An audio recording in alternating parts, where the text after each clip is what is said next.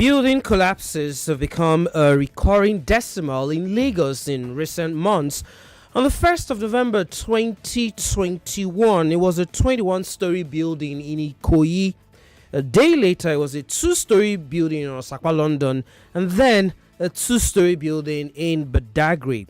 Last night, a 3-story building in a Butemeta area of Lagos, and so the last time we checked, 10 persons are dead from this tragic incident.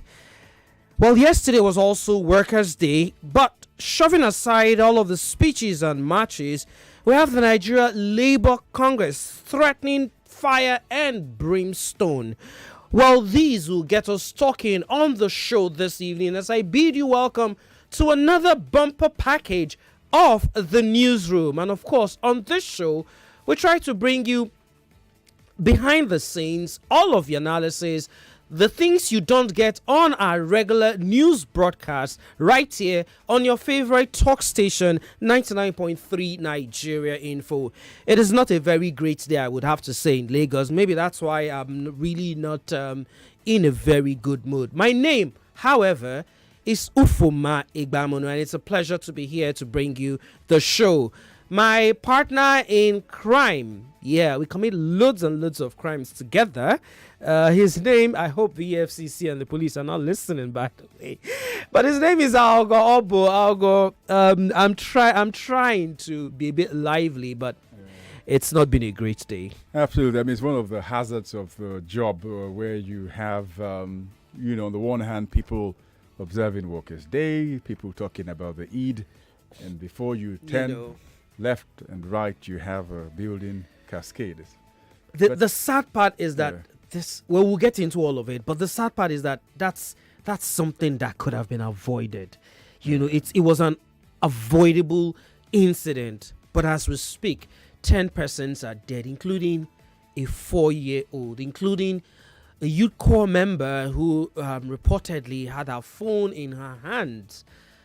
Maybe she was listening to Nigeria Info, via mobile app. You never can tell. But guys, we're streaming this on Facebook and YouTube. You can as well join. On Facebook, we're Nigeria Info 993, and on YouTube, it's Nigeria Info FM. Join us wherever you are, and let's get into the thick of the action. Well, let's let you know, we've been talking about it.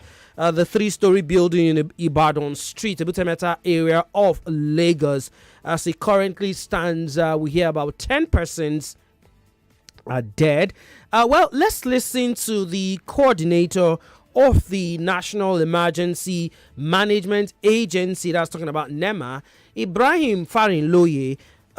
He gave us, he talked about what's been happening, to anxious residents and the media. Presently, we are having 23 rescued alive, 6 recovered dead, and more people are likely to be recovered any moment from now. The information we had was that the ground floor was purely for warehouses. Part of second floor was also, first floor was also part of a warehouse. Second floor, majorly human being. So we've recovered so many people. At least a young lady who was recovered, nobody has been able to identify her up till now. So what she came to do there, nobody could give account to it. So until when we get to ground zero, which we have approached already. Well, that was much earlier in the day, and of course, like we've brought you updates, it's now climbed from 6 to 10. Meanwhile, the developers say tenants have been asked to evacuate were asked to evacuate before the unfortunate incident. A member of the Dosumu family, Dosumu Uyinleke, told our correspondent Emmanuel Onwoka that despite several meetings with the tenants, they still refused to move out. They refused to leave. The Hausa people came and marked the place. They even came to steal their shops. Sometimes they steal about almost 3 shops outside here. So after some days now, they start begging that they see they will leave, they come and open the shop for them. But with that, we have a series of meetings with them, telling them to leave the place because the place is so bad. They used to fight us. They didn't want to cooperate with us at all. They said we are just trying to change the tenancy because we want to increase the rents. We said no. That was, of course, one of the tenants right there. Well, we also actually have our correspondent Emmanuel Onwoka, who's who's been doing an amazing job, I have to say. He's been a blessing to the Nigerian Info Newsroom, even if I'm the one saying it here. Emmanuel, good evening. You're smiling. Don't worry. We are not increasing your salary. What I'm going to say. You know what I'm going to say. Salary. Salary. But seriously, it's not a laughing matter. You were there as early as, I think, 6:30, 7 o'clock this morning. To be very honest, I produced the news, the Nigerian Info 6 a.m. bulletin this morning, and seeing that news from yesterday night, I just could not sleep. I found it difficult to sleep. Yeah, before I managed to catch some sleep, it was like 1 a.m. And I was up already by 4:15 to get the news bulletin up and running. That's me, who did not even get to witness any of the scenes at Ibadan Street. What was it like for you, that got to see everything since about 7 a.m. this morning till, when you left the scene?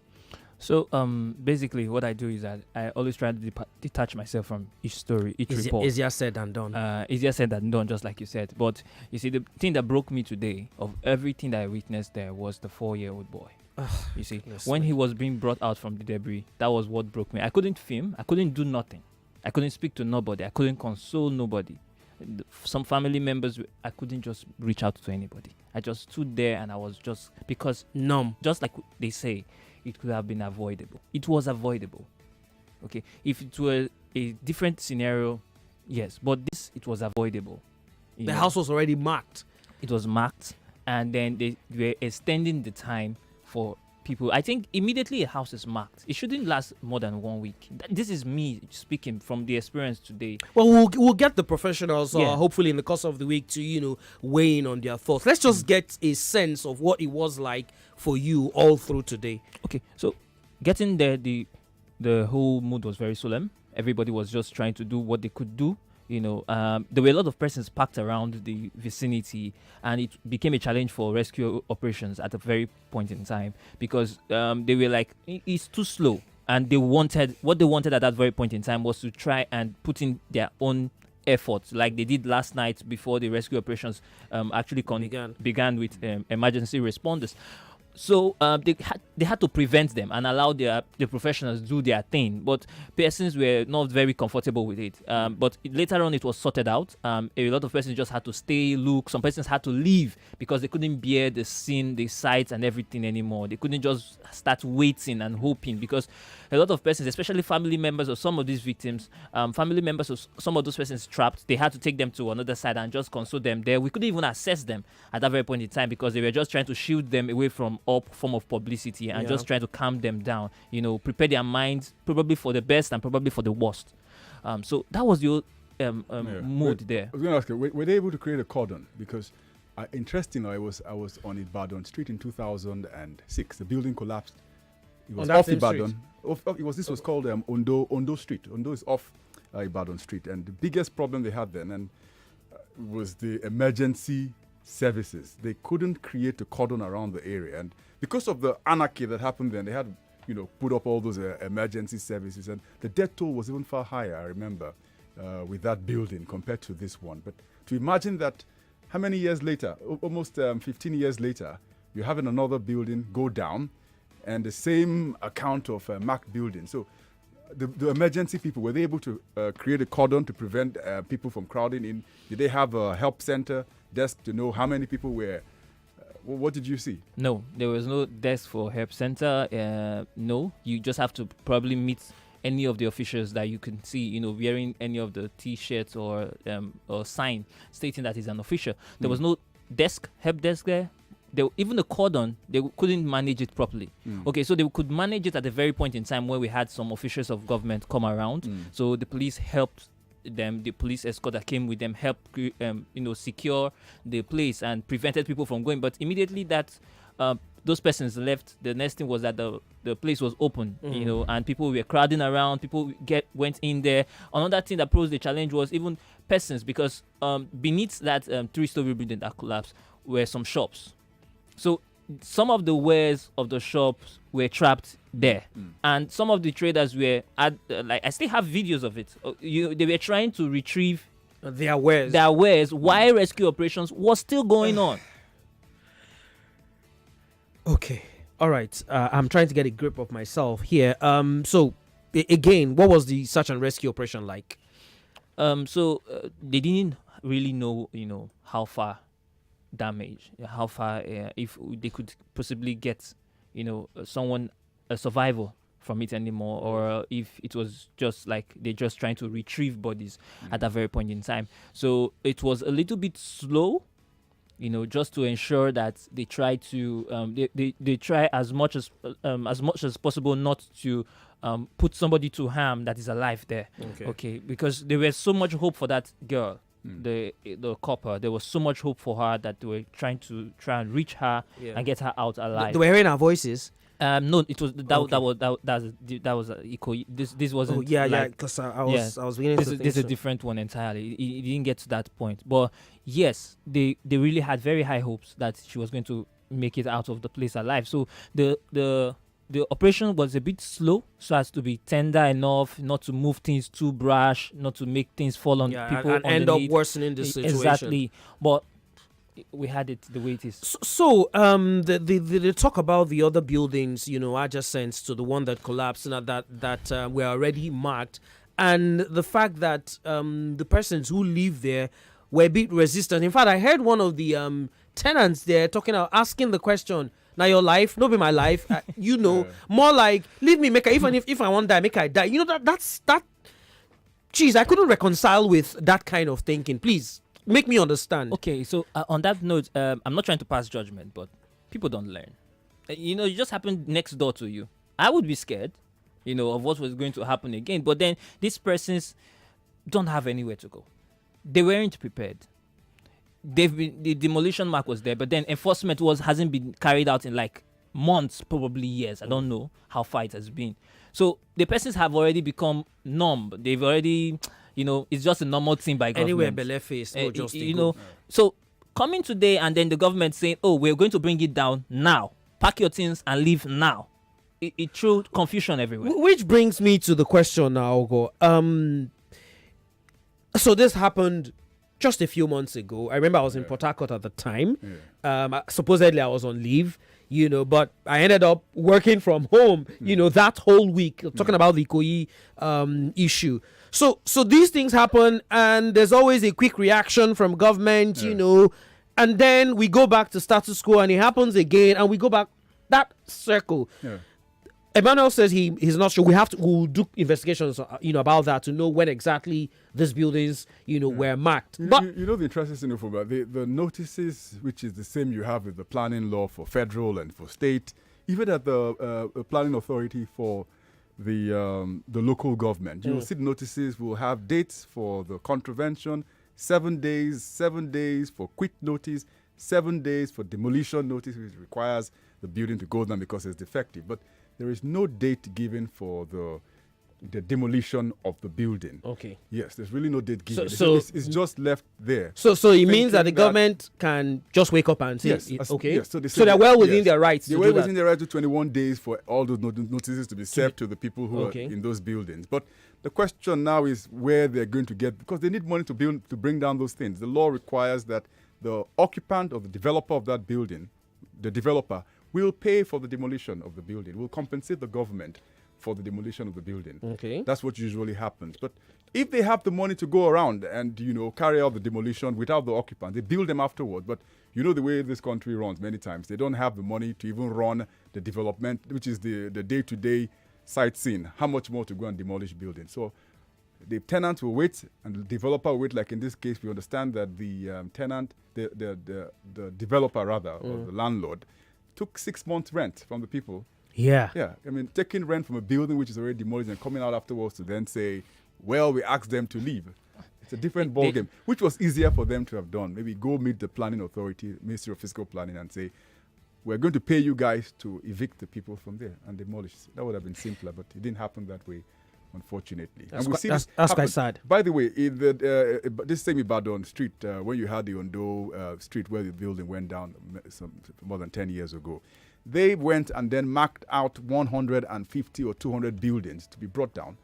the good thing to find out how many of those buildings were actually brought You down. mean back then in Back then, 2006? yes. I remember a report which was done 2 years afterwards. More than 3/4 of those buildings were never brought down. And some are still standing Yes. today. And in the aftermath of this, you can imagine the building control will go and will mark more defective buildings. But Exactly. how many of them will be brought down at the end of the day? So it's a vicious cycle, Yeah. unfortunately, in Nigeria, where we let these things happen. The blame goes round. Let's be honest. We the people, the developers, the government agencies. Yeah. It's a whole conundrum. But anyway, and in case you were wondering, Aghogho actually has not just experience. He has he has a degree when it comes to town planning and all of that. So he's not just a Nigerian I've for actually OAB. done development control in Lagos and in Abuja. You and see? we carried out demolition of shanties. So I'm interviewing you tomorrow for the news. you're not interviewing me. You'll be amazed. I mean, when people you ask to leave, as you're demolishing the buildings, you see they go back and put the roof, and it's a sad thing, unfortunately. So talking about demolition, let's quickly move on to our second story. We won't dwell too much on it because we also have the Workers' Day issue to talk about. By the way, we will be joined by a former president of the Trade Union Congress, Peter Esele. He'll be joining us in a couple of minutes. But before we do that, Emmanuel, let's talk about the latest updates in the Apongbon Bridge incident. On the 24th of March, there was that fire incident right there that destroyed, lots of properties, damaged the part of the bridge, and we hear that the Federal Minister of Works has actually commenced repairs right there. But the traders don't want to move. Same story, similar story. Traders in Ebuteru, ECOWAS, Kososhi. Sorry, I hope I did not bite my tongue right there. They're asking the state government to actually exclude them from the relocation and all of that. Quickly, Emmanuel, do you think that these traders asking the government to be excluded, are they right to ask for that? Okay, so the reason they gave was because, according to them, they are further from the bridge. Okay, they're further from the bridge. They're not as close as it is. But to where the incident happened. But the thing I've been asking them, do you have a blueprint of what the government intends to do on that very site? It is when you have a blueprint of what the government intends to do, that is when you can say that, we are on this side that it is not going to be developed, so you don't need to evict us from here. But if you don't have a blueprint, then only the government alone knows what they want to do. Exactly. So that's the thing. But they are seeking help in the sense that a lot of persons, that market is very, according to them, very popular. It's a very popular market, and people even outside the country come there to buy goods. Now, moving them to another, a different place entirely, where? That's the question. Where? Everywhere on the Lagos island, Lagos mainland is occupied. But still, you would argue also that the question of where to move them should not be a reason not to move them at all. Yes, but when, according to them, they've been in that space for over 40 years. Doesn't matter. So the they fact feel that very reluctant to make a move. So that's the problem. That they've been there for 40 years. Yeah, that means I was just a year old there. But I'm just trying to calculate it. It doesn't necessarily mean that it is right for them to be there. Let's flip the coin now. Let's just paint this scenario. Imagine that fire incident caused deaths. Would we be talking about this? Yes, I can understand the plight of the traders, the fact that they have lives to live, they have wares to sell and all of that. But government is also responsible for public safety. Government is responsible for maintaining law and order. And if the traders in Ebuteru and that Kososhi markets, are disrupting public order, then government has no choice but to do what needs to be done. Like you actually said, they don't have the blueprint. Yes. So they don't even know what government wants to do. Exactly. So where do we go from here? I don't know where we'll go from here, but I think the government has already began making moves to clear the markets further. So they have a line, okay, they have a certain margin that they've been working with, and they've been trying to clear that line. But the last time I spoke with a trader, the margin, they're extending it. They're moving further into the market. They're moving further into where you have some of the warehouses, around the area. So they're trying to make that place, to widen that place up. Already we know that what they've done with some of the bridges, like on Wallowa Bridge or Ikoyiling Bridge, the Falomo Bridge, sorry. So something like that is probably what the government have in mind to do around that area. How's the works coming on, the repair works? Okay, so first of all, they're concentrating on the bridge, to get the structure in place. And again, they're reinforcing the structure. They were reinforcing the structures, the pillars especially. They were reinforcing the pillars. The last time I was there, I spoke to some of the engineers, and they told me that it is very important that they reinforce the pillars because the whole fire really affected it, and they must walk down first before they go to the top. Okay, we'll leave it at that because quickly we want to go to our final story for the day. Yesterday was Nigerian workers marking the International Labour Day. I don't know. I don't know if I've ever joined in that celebration, to be very honest, for the 14 or so years that I've been working professionally. But hey, it is what it is. It's a day for workers to actually talk about themselves, but yesterday's workers celebration has been fraught with a lot of conversations. Yes, there have been speeches from the president, represented by his vice, Professor Yomi Oshibanjo. The Senate president has been talking. Atiku Abubakar gave his thoughts. In Rivers State, workers are mourning, with black dress. They say they've not been paid pensions and all of that. While in Edo State, the governor, Obaseki, has done something great, talked about increasing the minimum wage from what it was, 30,000 to 40,000. But hey, there's a whole lot more to talk about as it concerns workers. And I would say, I guess we're joined live by the former president of the Trade Union Congress, Mr. Peter Esele. A very good evening to you, sir. Can you hear me? Good evening. It's good to actually have you on the newsroom on Nigeria Info this evening. My name is Ufuoma, and of course, I've got my colleague Oboh right here. First, let me ask you: do you think the average Nigerian worker is treated well in terms of payment and condition of service?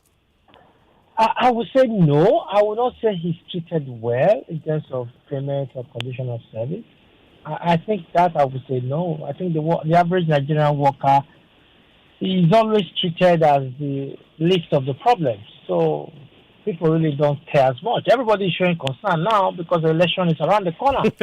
So when you hear people increasing salary, increasing minimum wage, election is around the corner. And then politicians try to be of good character when... But there's really no election in Edo State, for example, at least... in terms of gubernatorial. Who said there's no election? Senatorial election is coming up. Half Assembly election is coming up. Oh, well, that's true. And then the governor is having a running battle. But again, I will still commend him. So let's not take that away. But I will still commend him, even if they are playing politics. But if you play politics that benefits the worker, so be it. I think the governor in Edo also deserves some commendation. But we all know people play a lot of politics when it's close to the election. And I hope the leadership of both NSC and TUC maximize this opportunity. Because once governors or presidents are elected, they don't remember the worker again in another 4 years. Talking about maximizing the opportunity, Peter Esele, this was a struggle you were involved in all the years you were in. And interestingly, even when you are out, we still have to call you to look at what is happening with the labor union. There are some states in this country, even though we have legislation at national state level for the minimum wage not to be less than 30,000 naira. Are you surprised that you still have some states in this country not being able to pay the minimum wage, and others also still owing several months of not being able to pay minimum wage, including pension even? Yeah, you see, one of the things that nothing surprises me anymore about this country. I've lived old enough in this country that really nothing surprises me. If there are states that are not owing, then that I will be surprised, because the higher you go in Nigeria, the more lawless they become. Because you can't imagine a governor is supposed to be show us an example of respecting the law. That 30,000 naira is minimum wage is not negotiable. It's a law. You respect it. You find a way to pay. And I always emphasize the fact that if you look at the life of the average Nigerian worker, his standard of living has been depreciating over the years. But if you look at the life of an average Nigerian office holder, his standard of living has been appreciating over the years. Yet we are told the economy is in a bad shape. But the standard of living of a governor, of a president, of a senator, of a House of Rep, of anybody holding those political offices, their standard of living never drops. And that is why you find out that each time election is coming up, everybody wants to be president, everybody wants to be governor, everybody wants to be a senator, because that's the most lucrative business in town. So it's nothing surprises me anymore in this country. But one thing I always say, Nigeria itself is paradise, but the problem we have is we Nigerians that are the problem. How do you mean? Yeah, when I say Nigeria itself is paradise, Nigeria is paradise. We have enough sunlight to power the entire country. We have a gas reserve. A gas reserve in this country, the total gas reserve we have right now, if you are to put it in dollar terms, will give you about $800 trillion. Which other country? There are very few countries in the world that have that gas reserve that we have. And then you have a population of 200 million people. You have an arable land of over 67% of arable land that are uncultivated. You can grow anything in Nigeria. So the problem we have is leadership problem, lack of capacity, lack of vision, and lack of foresight. So that's why I always say Nigeria in itself is paradise. The problem is with you and I as Nigerians who have refused to think. Okay, let's talk about ASU, which I have to say, it breaks my heart every time I talk about it. While I was in secondary school in the 90s, I know how much lots of my elder folks, stayed at home because of Asus Strike. I between secondary school and getting into the university, it took me a while, but when I finally got into university, I had my own dose of Asus Strike. Matter of fact, the semester I had the worst result was immediately after an Asus Strike, because I went home and I was literally not doing anything. As we speak, there's an Asus Strike ongoing.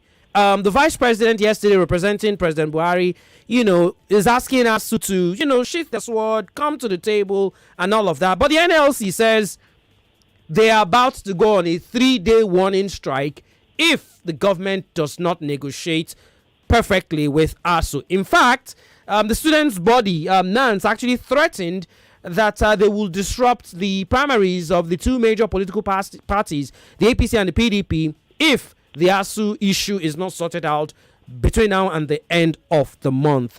How do you think we can solve this ASU issue? Is going on strike by the NLC the best way to resolve it?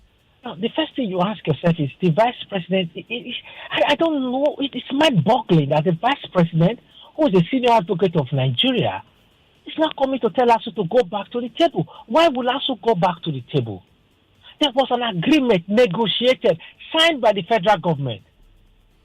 Now, signed by the federal government, once an agreement is signed, you don't negotiate. And if we have to go back to the table, both parties must agree. Now, what is ASU asking for? It was signed under President Jonathan's administration. A government is a government. And why I keep saying this, is it because it's ASU? If Jonathan had signed a debt with maybe the Chinese government or American government, would President Buhari now come and say Jonathan signed it wrongly, so they have to renegotiate it? No, nobody agrees to that. It is signed, you pay. So the government signed it, but it's because of lack of respect for Nigerians. We don't respect ourselves.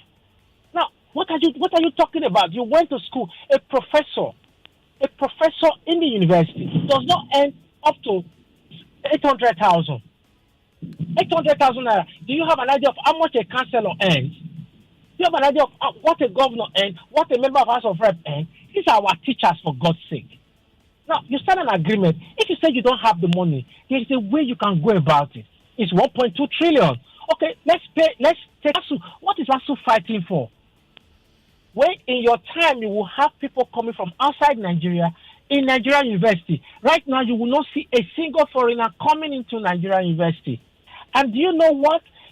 I'll give you an example of universities in Canada and America. If you are a foreign student entering Canadian university, you will pay 8 times or 9 times what a Canadian citizen is paying. So they use your money to fix the university.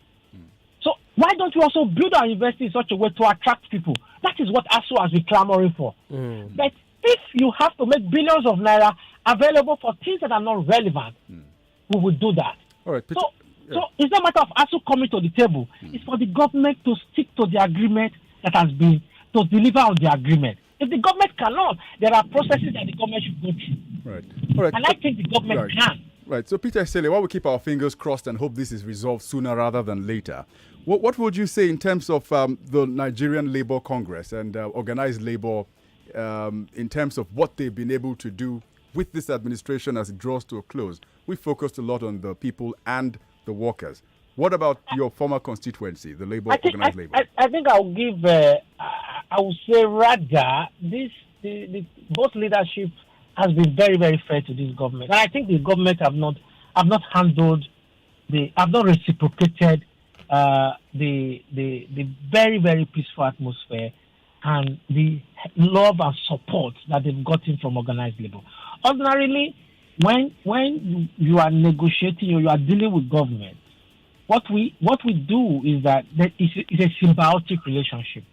So if you are giving the government so much support, I think these two leadership of both NSC and TUC have been so kind to this government that certain things I myself am amazed that they don't come to the fore as I would have expected. But I also expect that the government should have reciprocated.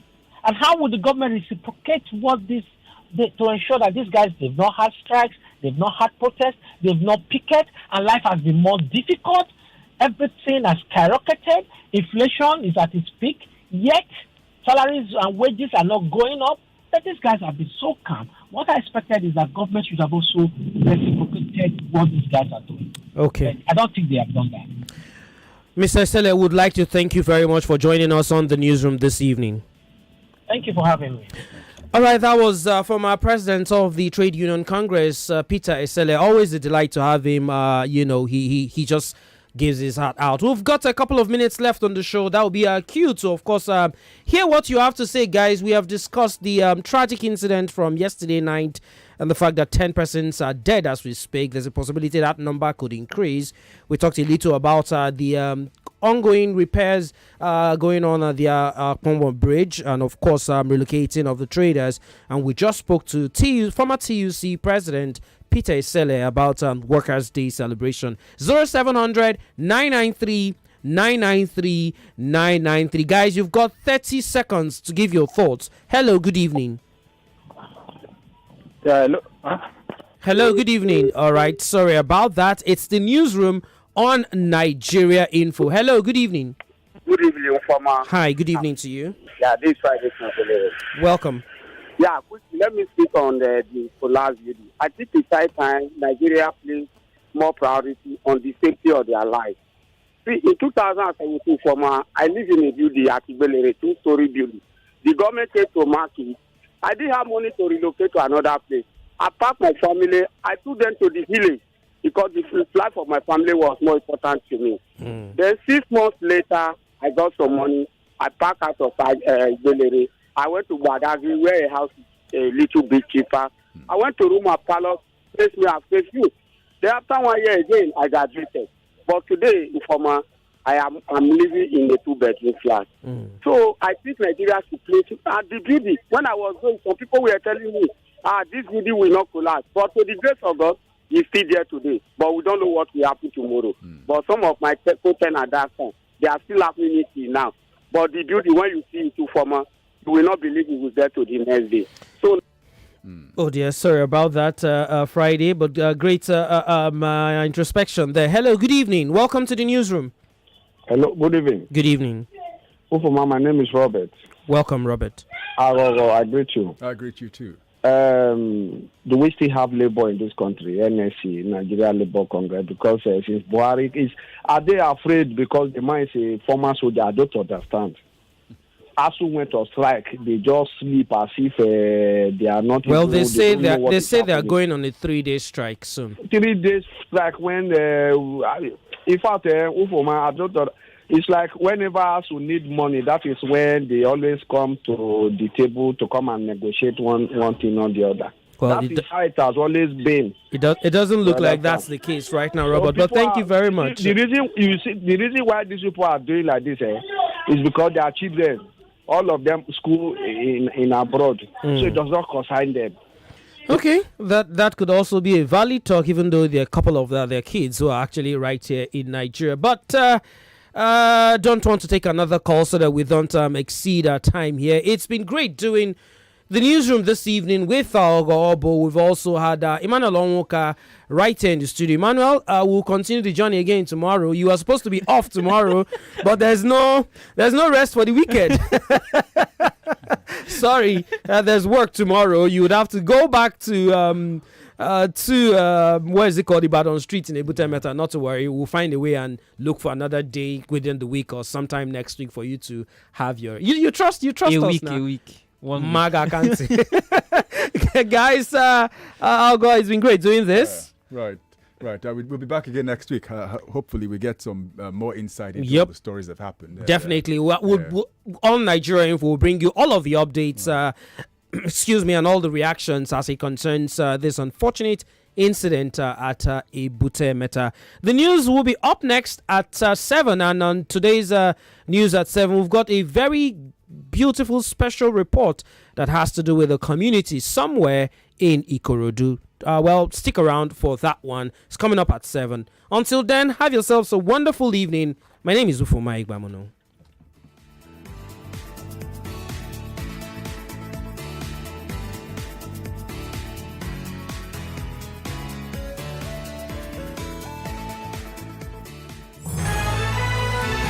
99.3 Nigeria Info. We are more than just radio. Subscribe to our YouTube channel at Nigeria Info FM. Check us out on Facebook at Nigeria Info 99.3. Follow us on Twitter at Nigeria Info FM and on Instagram at Nigeria Info FM Lagos for live updates as it happens. 99.3 Nigeria Info. Let's talk.